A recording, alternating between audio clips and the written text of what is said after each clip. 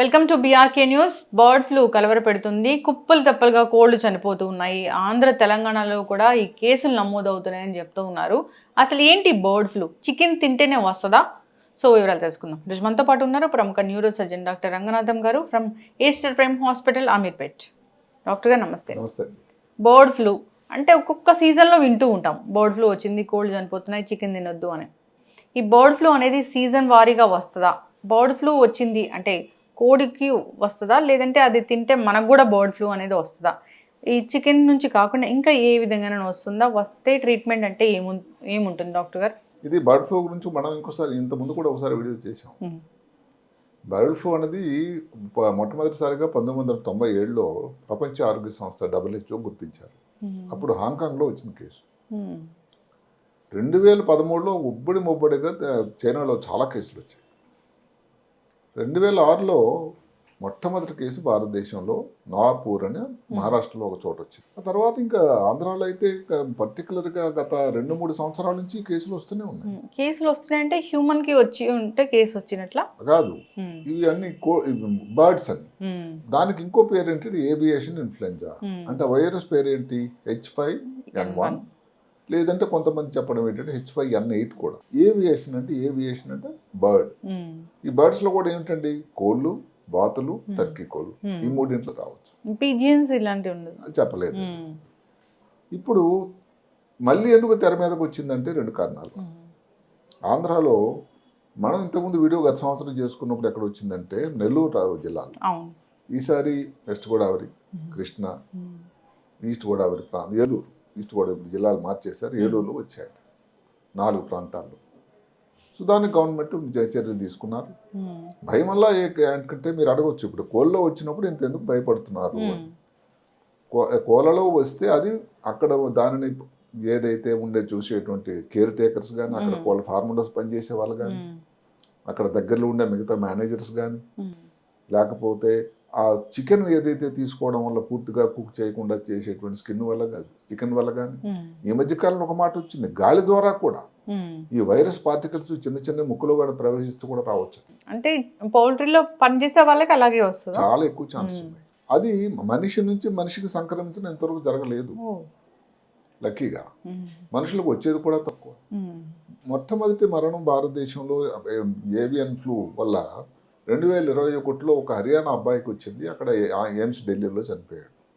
ఈ మధ్య కాలంలో అలా పెద్ద ప్రాబ్లం లేదు. సరే, ఆంధ్ర రాష్ట్రంలో కూడా ఏదో వేరే ఇంకొక మీడియాలో ఒక అబ్బాయి చనిపోయాడు అని ఏదో వస్తే దానికి ఇప్పుడు ఉన్నటువంటి మంత్రి గారు ఖండించారు. మొత్తం మీద అది పొలిటికల్ మాట మనం మాట్లాడగా అవసరం లేకపోయినా బర్డ్ ఫ్లూ అన్నది కొత్త విషయం అయితే కాదు. ఇంకొక చిన్న విషయం, ఇంట్రెస్టింగ్ విషయం తెలియాల్సింది ఏంటంటే, భారతదేశంలో ఈ పౌల్ట్రీ ఫార్మ్స్ ఉన్నటువంటి ముఖ్యమైన రాష్ట్రాలు ఏదో తెలుసా? 3 కూడా సౌత్ ఇండియాలోనే ఉన్నాయి. 1 తమిళనాడు, 2 ఆంధ్ర, 3వది తెలంగాణ. అంతే. ఇంత చేస్తే ఈ సంవత్సరం ఇంకా తెలంగాణలో బర్డ్ ఫ్లూ కేసులు నమోదు కాలేదండి. సరిహద్దు ఆంధ్ర నుంచి వస్తున్నటువంటి ఎగ్స్ని, పౌల్ట్రీని సరిహద్దులు దాటి రానివ్వకుండా చేశారు, కట్టుదిట్టమని సమాచారం, ముందు జాగ్రత్తగా. అయితే అక్కడ పౌల్ట్రీ ఫార్మర్స్ అందరూ ఏం చెప్తారంటే, కుక్ చేసి ఎగ్స్ కానీ, మామూలుగా రా ఎగ్స్ తీసుకునే వాళ్ళకి అలవాటు ఉంటే దానివల్ల ఇబ్బంది రావచ్చు. కానీ అది కూడా హాఫ్ బాయిల్డ్ రా ఎగ్స్ తీసుకున్నా మళ్ళీ ప్రమాదం. అంటే ఎగ్స్ నుంచి కూడా వస్తుంది. ఎందుకంటే దానికి కారణం ఏంటంటే, ఈ కోళ్ళు ఈ బర్డ్ ఫ్లూ వచ్చి చనిపోయినా, బర్డ్ ఫ్లూ ఎఫెక్ట్ అయినా, అదే కాకుండా కోళ్ళు వేసే రెట్టలు అంటాం, దాని తాలూకు ఎక్స్క్రీటా మలం, అది కంటామినేషన్. కోడిగుడ్ల మీద ఏదైతే కంటామినేషన్ ఉంది, ఈ రా అంటే డైరెక్ట్ గా ఎగ్స్ తాగడం కొంతమందికి అలవాటు ఉంటుంది. అదే కాకుండా హాఫ్ బాయిల్డ్ ఎగ్ అంటారు, ఎవరి ఇష్టం వాళ్ళు. చాలా ప్యాషన్ తింటారు. వాటి వల్ల వచ్చే ప్రమాదం. సో దీనికి చెప్పినటువంటి శాస్త్రజ్ఞులు ఏం చెప్తారంటే, అగ్గిని పూర్తిగా బాయిల్ చేసుకొని చికెన్ కానీ 70 సెంటీగ్రీలు దగ్గర కానీ కుక్ చేసినట్టయితే ఇబ్బంది లేదు. సరే, ఎందుకు తెలంగాణ ప్రభుత్వం వాళ్ళని కాపారో ఆ విషయం మనం మాట్లాడాల్సింది అయితే. ఇప్పుడు బర్డ్ ఫ్లూ వచ్చింది, దానివల్ల లక్షణాలు ఏంటండి, జలుబు, దగ్గు, గొంతుకు నొప్పి, నెమ్మదిగా ఆయాసం, లంగ్స్లో కానీ ప్రాబ్లం రావచ్చు, న్యూమోనియా మాదిరి. రేర్గా దాన్ని మనం ఏదో కోవిడ్ టైంలో చెప్పుకున్నాం, ARDS, acute respiratory distress syndrome అని కూడా వచ్చింది. న్యూరో సర్జన్గా నాకు ఇంట్రెస్ట్ కూడా ఏది, బ్రెయిన్కి సంబంధించిన ఇబ్బందులు ఏంటి, కొంతమందిలో ఎవరికైతే మనుషులకు వస్తుందో వాళ్ళలో ఎన్సెఫలైటిస్, మెదడువాపు వ్యాధి మాదిరి రావడం, ఫిట్స్ మాదిరి రావడం, ప్రాణానికి ప్రమాదం కూడా.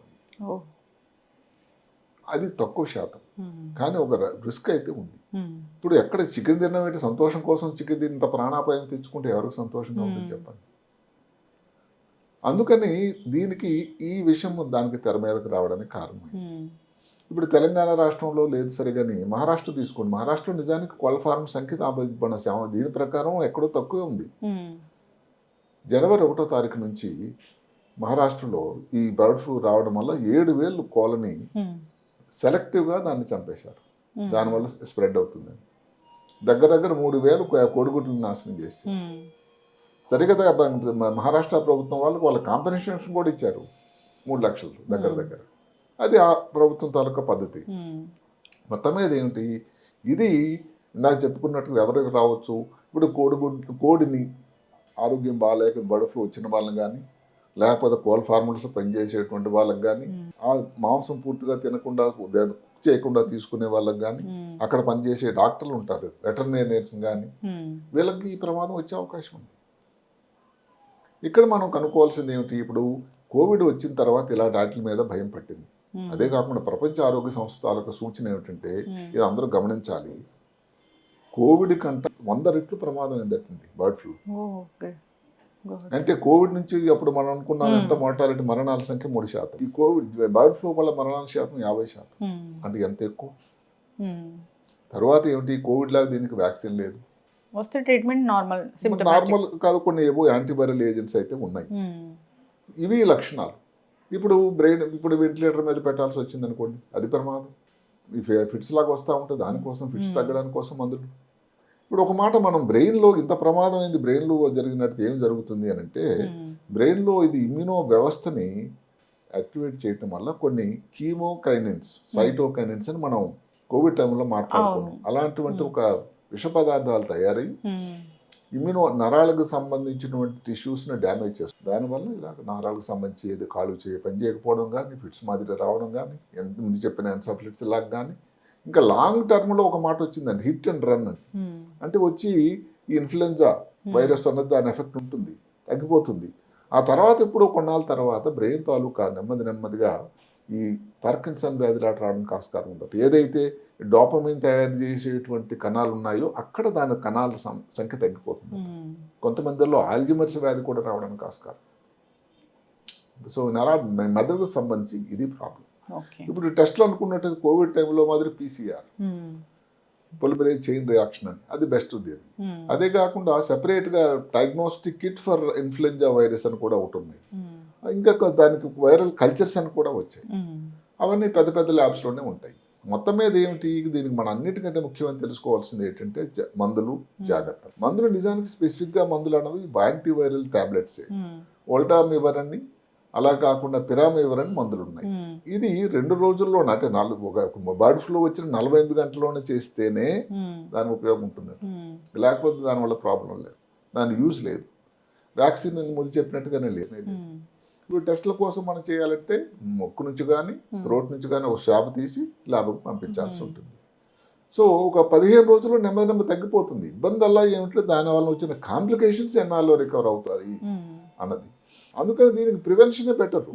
అంటే ఏమిటి, ముందు జాగ్రత్తలు తీసుకోవాలి. ఎవరన్నా అక్కడ కోళ్ళ ఫామ్లో పనిచేస్తున్నారు అనుకోండి, తప్పకుండా ఈ సీజన్లో పర్టికులర్గా ప్రభుత్వం వాళ్ళు ఏం చేశారంటే 3 జోన్స్ అని పెట్టారు, బయోసెక్యూరిటీ ఏరియా అని పెట్టారు.